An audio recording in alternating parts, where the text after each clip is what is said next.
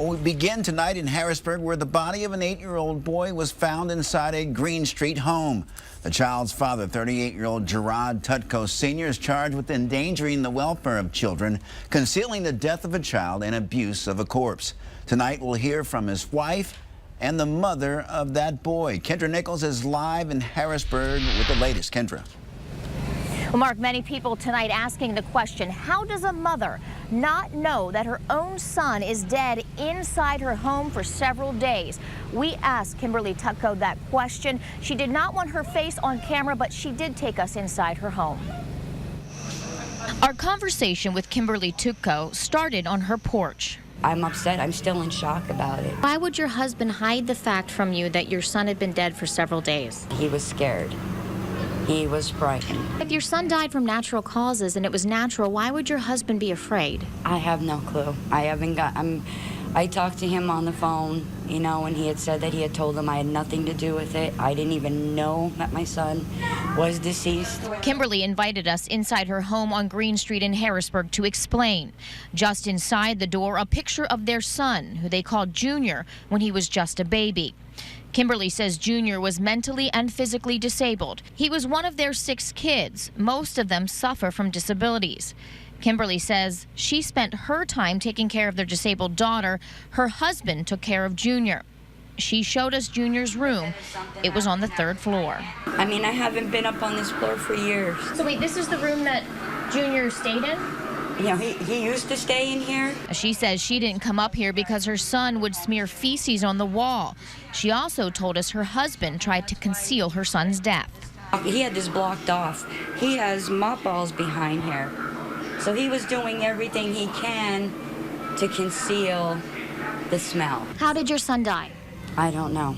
That I do not know. Are you angry with your husband? I am angry with him. I am still in shock. And then to unravel a sheet and seeing your own son just laying there, and there's nothing you can do.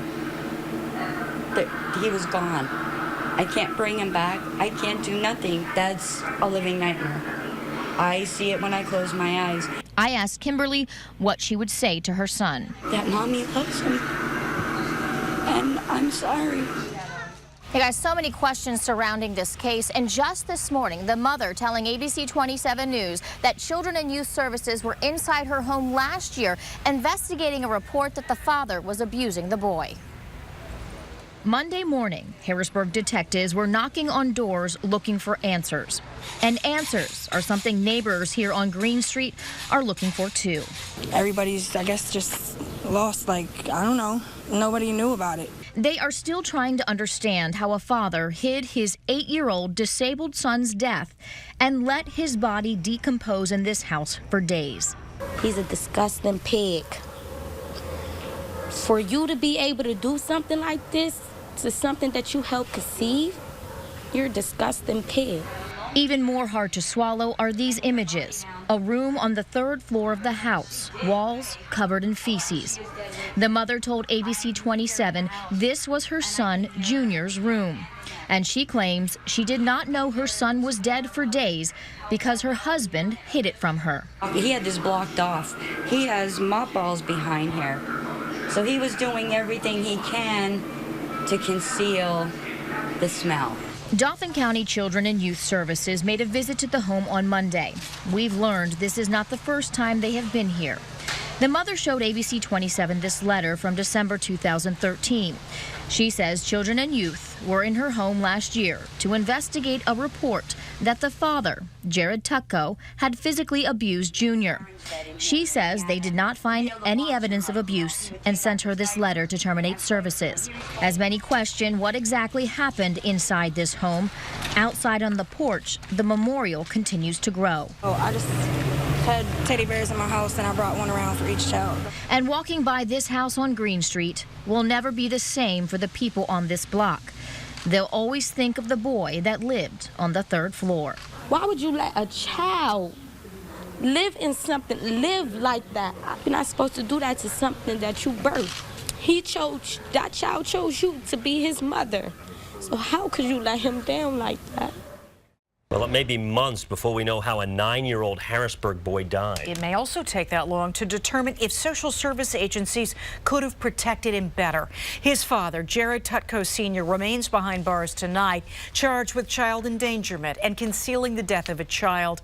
Our Kendra Nichols joins us with the latest on the investigation. Kendra. Well, news that caseworkers were inside the home last year to investigate a report that the father was abusing the son. Well, it had a lot of people asking a lot of questions. Well, today, Children and Youth sat down with us to answer some of those questions. Can you share with us how many times you have been to this family's home? No. Are you allowed to talk about any kind of specifics with the last visit and that is found undetermined? I'm not. They cannot discuss details, but Dauphin County Children and Youth did investigate a report of abuse at the Tutko home in December of 2013. And this letter shows they decided to terminate services. So that means nothing was found.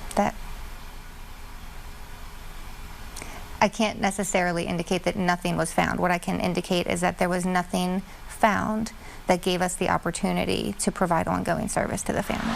In Pennsylvania, services for families can be voluntary or court-ordered. So in many circumstances, there are families that could benefit from services. But if their children are not determined to meet the standard of dependency, we cannot require a family to participate in those things. So it appears this family never met that status of dependency. That is correct. Some of you may be shaking your heads. How is that possible? Especially when we have shown you these images of the boy's room with feces spread on the wall.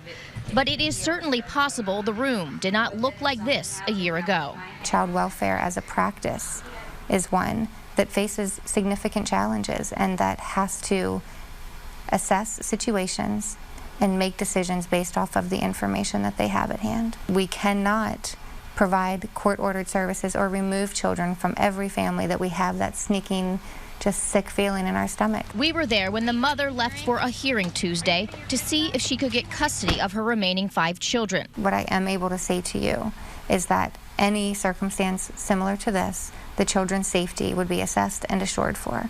And so there are never circumstances where there is a fatality, where the children are left in the care of a potential perpetrator. For now, the agency is part of this joint investigation. Will part of that be to review how Children and Youth handled any prior interaction with this family? Absolutely. New court documents today paint a heart-wrenching picture of a family that failed to check on the severely disabled child for days, and a father who allegedly covered up his death. Jared Tutko Sr. remains in prison tonight. Stephen Fisher filed this report earlier. A memorial made of teddy bears, balloons, and candles is left on the steps of the Tutko home on Green Street for 9-year-old Jared Tutko Jr. At first, it was disbelief that something like that could have happened. Court documents released today show the father, Jared Tutko, used bleach and crushed up mothballs to cover up the smell of his deceased child. He even told his wife, Kimberly Tutko, the horrible smell emanating through the house was dead mice. Video taken last week from inside the Tutko home shows feces smeared on the walls. I don't believe that she did not know anything had happened. Neighbor Beth Bean says she knew the Tutkos and questions what went on behind those closed doors. There's no way that it's going to cover up the smell of a decomposing body.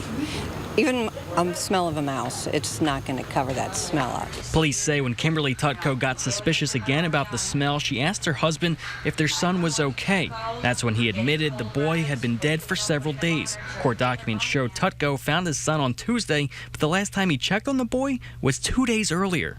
It definitely changed the community, I feel like. I feel like probably since it happened, just walking through this block, everybody seems a little more solemn, a little more, watchful of other kids, and like if we're not hearing from people in a while or not seeing a certain neighbor, just making sure everybody's okay. This is probably about the worst that I've, even come close to. Actually knowing the people and knowing of the children. And there is still no word on the cause of death. Those results are pending further tests. Also, the mother, Kimberly Tutko, has not been charged at this point. The Tutko's other children have been taken out of the home.